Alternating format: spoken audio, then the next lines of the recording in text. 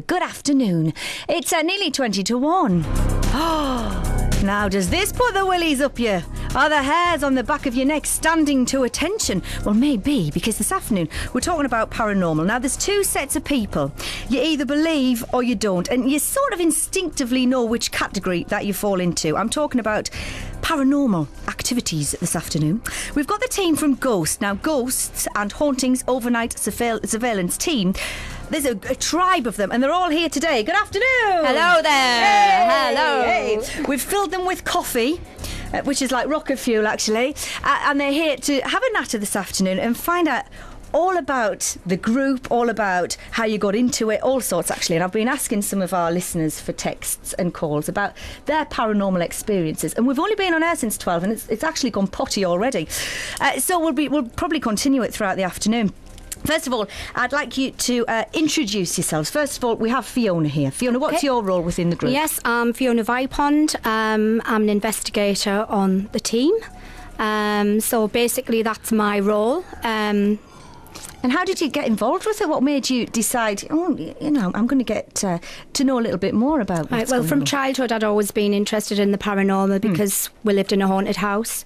And I think that's where my interest came in.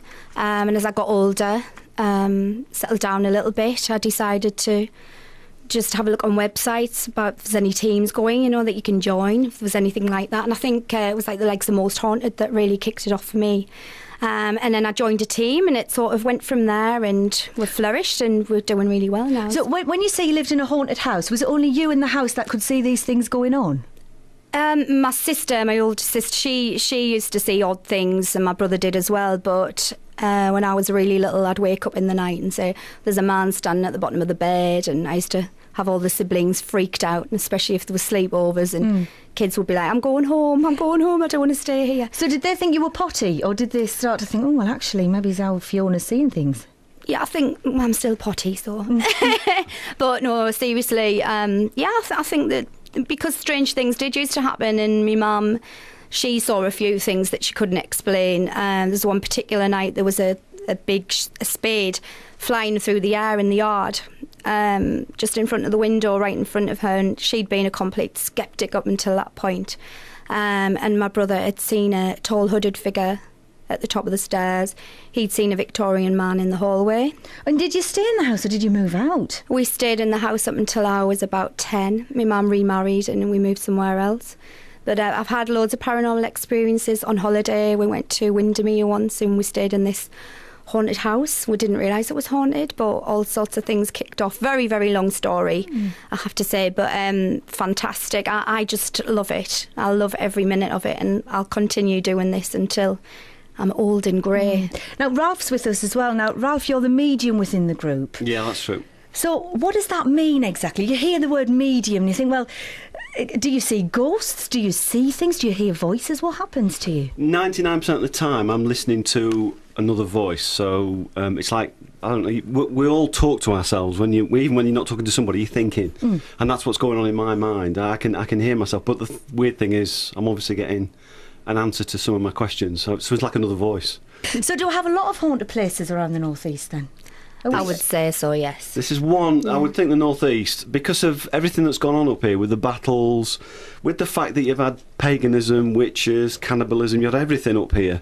And this is where most of the Danes and all the other people Won the went. borders as well, aren't we? So there were Scots and English, and so there has been a lot of battles, obviously. We've got some audio to play you, and I want you to decide whether or not you think you can hear spirit people, all right? All right, listeners of the North East, you might well be hearing a ghost in the next few minutes. Now, this afternoon, we're talking to the team from Ghost. That's Ghosts and Hauntings Overnight Surveillance Team. Now, usually they don't get much kip because they're out all night, but they're looking particularly fresh-faced today.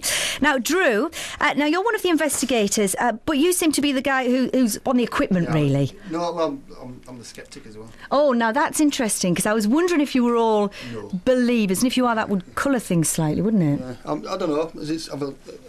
Basically, I'm from Yorkshire originally, and I lived in a house when I was about 9 years old, which was reputedly haunted.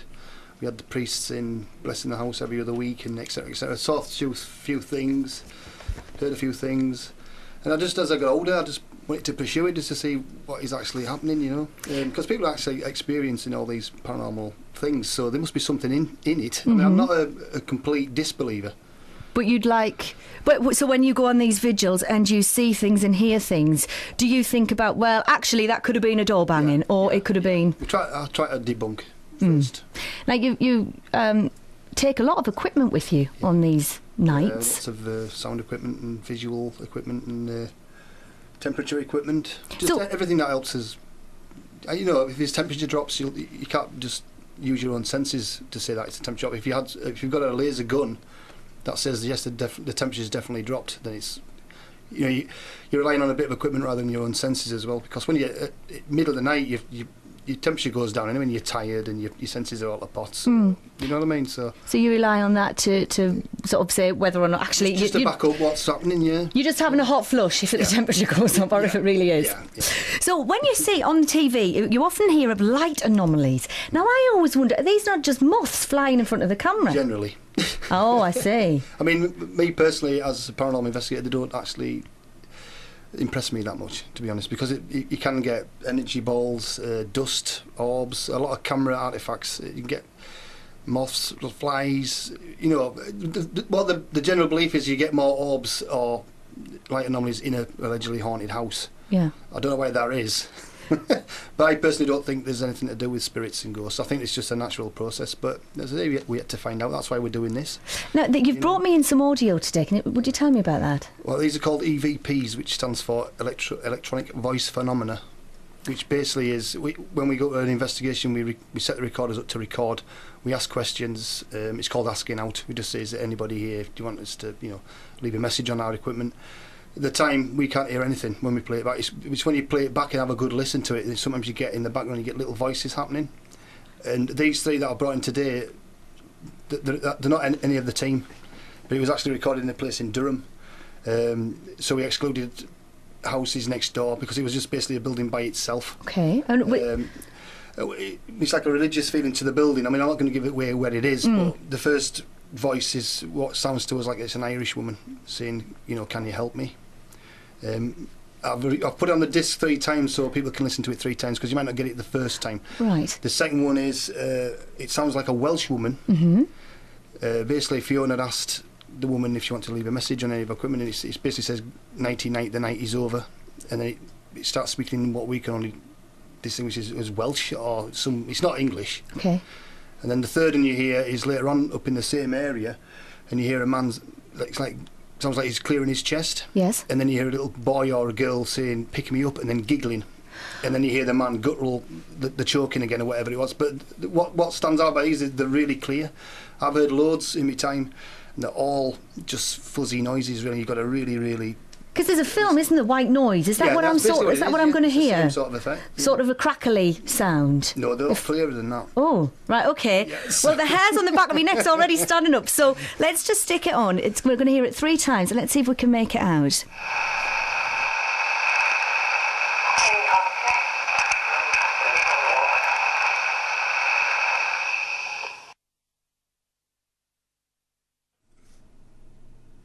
Should we play it again? Okay, let's have a look. Okay.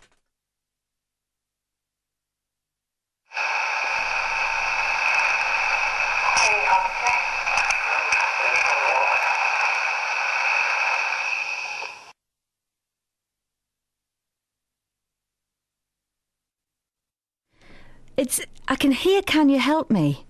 And then there's something else, isn't there? That's basically us talking. It was myself, Fiona and Lee in a room. We're just generally talking. Yeah. As I say, this equipment doesn't actually... You don't actually hear them at the time. You didn't hear it until you got back? You don't hear the voices at the time, no. It's when you actually play them back, then you hear them.